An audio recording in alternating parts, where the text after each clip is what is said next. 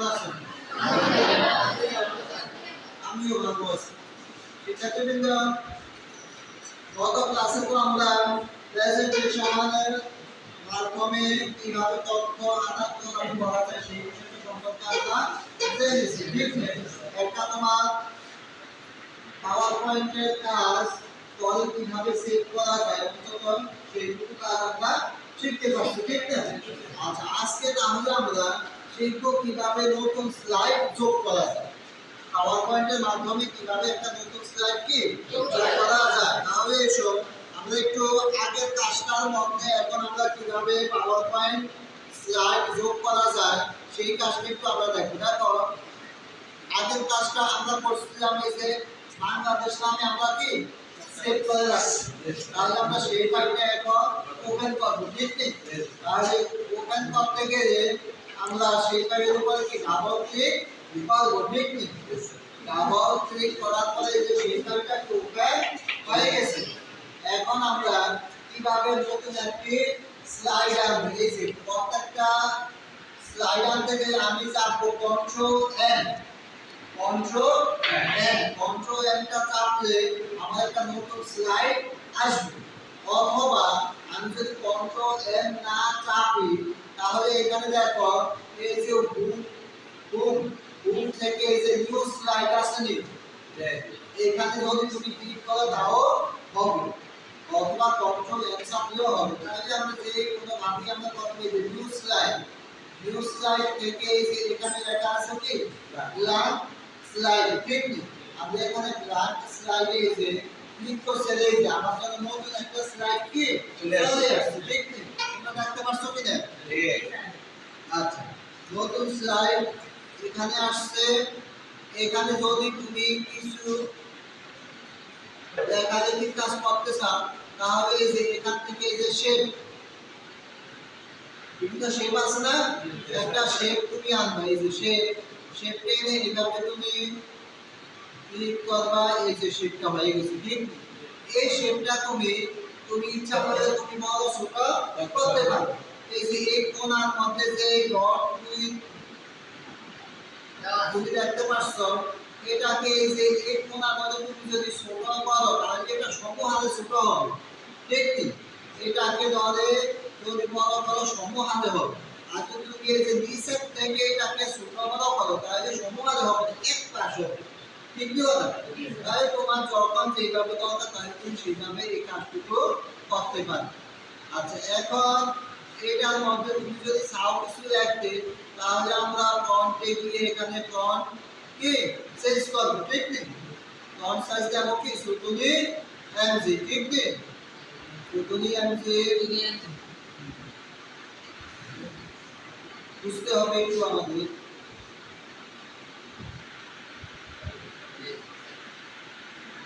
তুমি ফন্ট সাইজটা একটু কি বড়, একটু তুমি বাড়িয়ে দাও।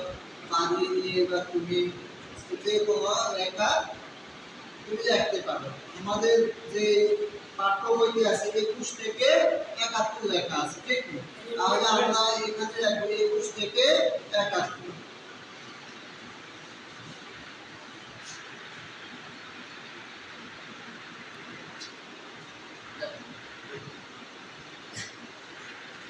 ঠিক আছে? হ্যাঁ, আগের ক্লাসে কিন্তু আমরা এখানে যে কালার চেঞ্জ করাটা কিন্তু আমরা শিখতে পারছি। এটাকে যদি আমরা ধরো কালার রংটা যদি আমরা লাল করতে যাই রঙে দিয়ে লাল করে, আর যদি এটাকে আমরা আরেকটু বড় করতে চাই এখানে তোমার রঙের সাইজ আছে 60, এখানে আমরা বাড়িয়ে দেব। ঠিক? বড় হয়ে যায়। ঠিক? ঠিক।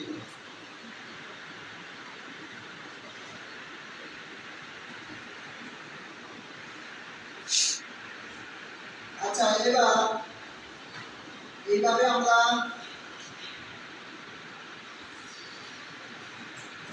এখন আমরা এই যে শেপ পি এটা আছে আমাদের একটু নীল না, এটাকে যদি আমরা অন্য কালারের টাইপ করতে তাহলে আমরা এই যে এটাকে আমরা সিলেক্ট করব। ঠিক কি? সিলেক্ট করে এখানে দেখো শিফট কি, হ্যাঁ শেপ পি আছে না, শেপ পিটা আমি যে কালারের সাইডকে যদি আমি নো দেই তাহলে এটা কোনো কালার থাকবে না, তখন যে শাখা ছিল সেটাই থাকবে, ঠিক কি?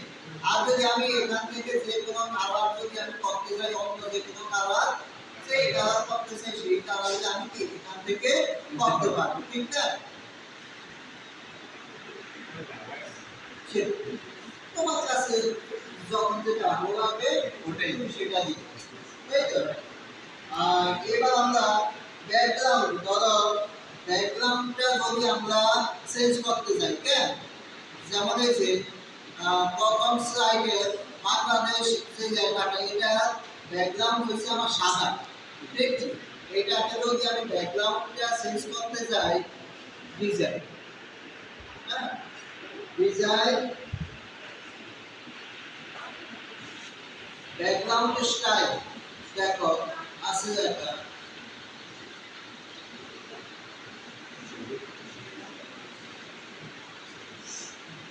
এই যে ঠিক এখানে লেখা আছে ফরম্যাট ব্যাকগ্রাউন্ড, ঠিক ফরম্যাট ব্যাকগ্রাউন্ড, ফরম্যাট ব্যাকগ্রাউন্ড থেকে সলিড পি, এই যে সলিড পি, ঠিক নেই, হ্যাঁ, সলিড পি থেকে কালার ড্রপ ডাউন দিয়ে ক্লিক করলে রঙের প্যালেট আসবে, ঠিক নেই, এই যে এখানে, ঠিক নেই। এবার তুমি কি রঙের চাও করতে, সেই সেই কালার এখানে আসবে, ব্যাকগ্রাউন্ড পিছনের অংশটা, ঠিক নেই, সেই হয়ে গেছে।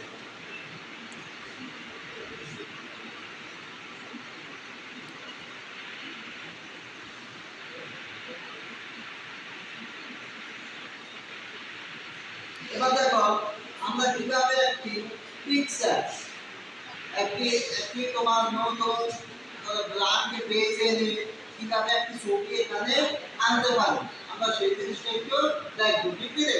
তাহলে ছবি আনতে গেলে আমাকে চাইতে হবে কোথায়, ইনসার্ট, হ্যাঁ, আগে তুমি আগে ইয়ে করো, একটা নতুন স্লাইডে যাও, নিউ স্লাইডে নাও, নিউ স্লাইডে এখানে আমি একটা ক্লিয়ার করি, ছবি আনবে, পিক্সেল আনবে, ঠিক আছে? পিক্সেল যেমন ধরো পিক্সেল আনতে গেলে আমাকে যেতে হবে ইনসার্টে, ইনসার্টে গেলাম, ইনসার্ট থেকে পিক্সেল, দেখো ইনসার্ট থেকে যাবো কোথায়, পিক্সেল, পিক্সেলে গিয়ে এই যে এখানে তোমার ছবিটা যে টাইপে থাকবে, তোমার ধরো ডাউনলোডে যদি কোনো থাকে ছবি, এখানে একটা ছবি দেখা যাচ্ছে আছে, এই যে চার জটের একটা ছবি আছে, এই যে ছবিটাকে তোমরা বড় ছোট কি করতে পারবে, ঠিক? এটা তোমার যে ধরনের ছবি প্রয়োজন তুমি সেই ধরনের ছবি আনতে পারবে, ঠিক?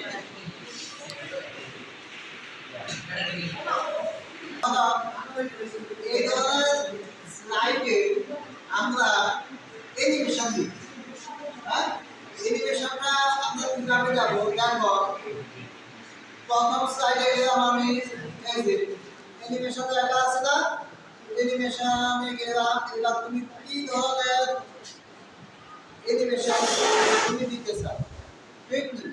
অ্যানিমেশন এখানে গেলে এই যে এটাকে সিলেক্ট করতে হবে, হ্যাঁ, অ্যাড অ্যানিমেশন, হ্যাঁ, অ্যাড অ্যানিমেশনে গেলে এখানে এই যে বিভিন্ন ধরনের সিস্টেম আছে, কৃষ্ণ ব্যাগটা এইভাবে আসবে, ঠিক কি? তারপরে এটাকে যদি তুমি একটা অ্যানিমেশন দিতে, অ্যাড অ্যানিমেশন আসবে,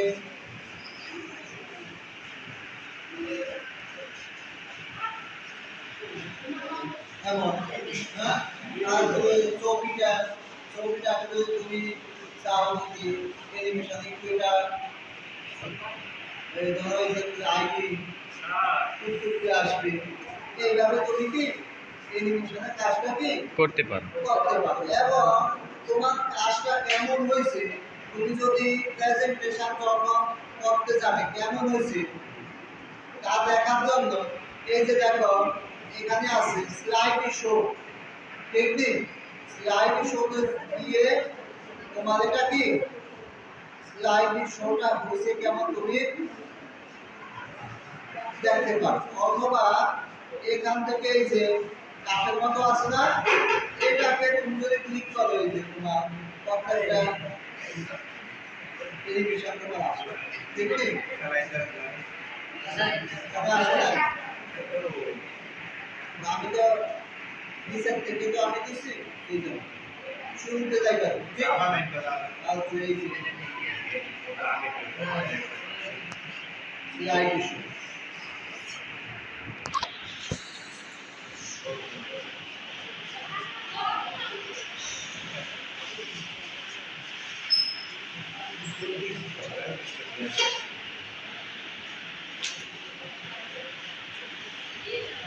ঠিক আছে, তাহলে এইটুকু কাজ তো আমরা করতে পারবো সবাই।